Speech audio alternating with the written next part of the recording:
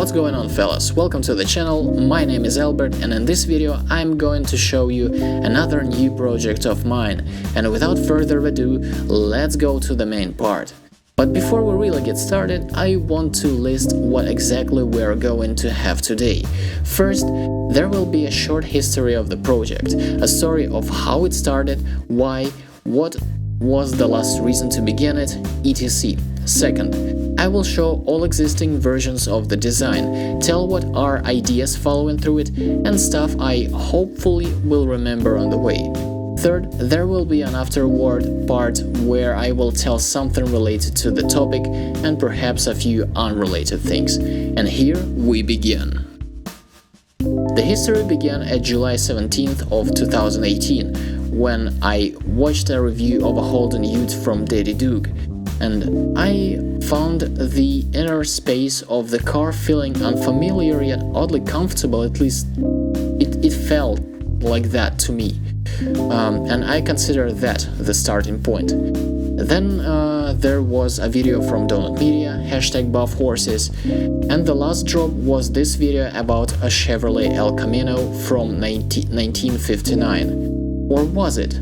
No, the real one was, and it still is, my goal to move to the private sector of Moscow, which you can call a suburb if you want. In fact, it is an area around the city where you can buy a piece of land and build whatever you want on it. And I want a workshop to make my models real cars. To hold tubes for frames, rolls of glass or carbon fiber, barrels of epoxy, you need a vehicle you would not care much about. Quick note, in Russia cars prices are 3+ times higher than they are originally, so I don't feel like buying an overpriced dual cab, which is impolite to my wallet. Dual cabs are more common in Russia. You see, my earnings change week to week, so I can't afford even being irresponsible. And because of all that, I started experimenting on the design. And here go the versions. The first one is a cringe. Let's just forget about it. Main key points for the design are as following. Keep the design simple. Simplicity helps see a car as a single piece from the first look on it, without attracting disproportional percentage of attention to just a shape of lights, grille, for example, and a broken geometry, for Christ's sake. Make a car looking mighty. By that I mean the Ute is a vehicle for hauling and towing, so it has to look appropriate. It's not necessarily just for utility vehicles. It's not news. Just saying. Give the car aerodynamics. A boxy vehicle needs a good mile range, especially in case it's electric, and so the massive square thing on the front is for a grille that will lead to a channel redirecting an airflow to the sides and to the windshield. I know nothing about the aerodynamics, so don't dare to blame me. Those were the points the design follows.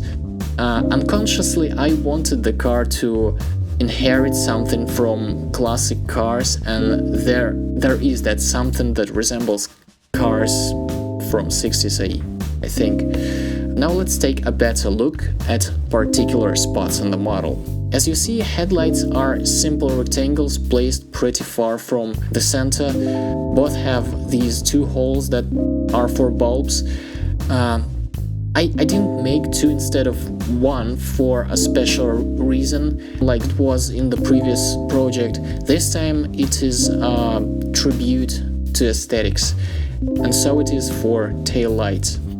I made them like this because of an insight, and here's the color version. A structure of them is following. Bottom layer is an LED strip. Next goes a matte glass.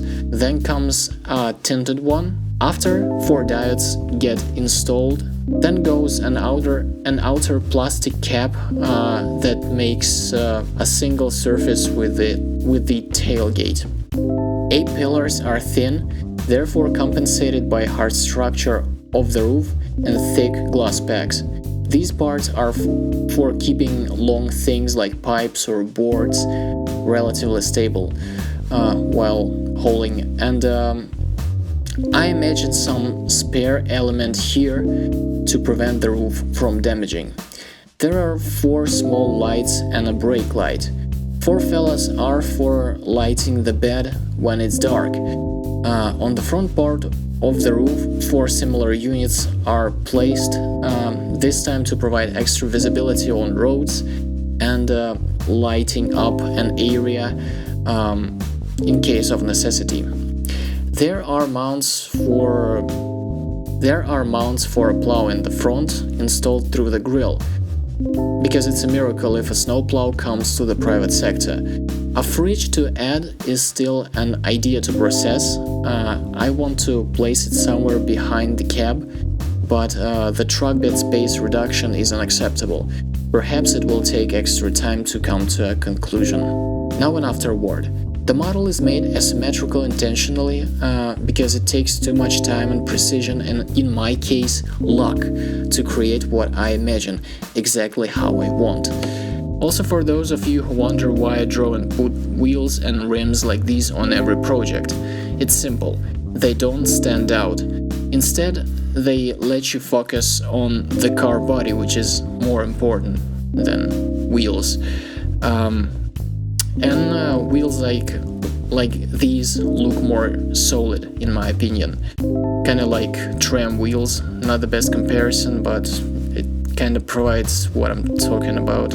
And in my vision, they look the best when they have a dark brushed aluminum texture, like on these samples. And I guess it's all for today. If you like the video, then rate it, share it with your friends, and subscribe for more content. Thanks for watching, see ya!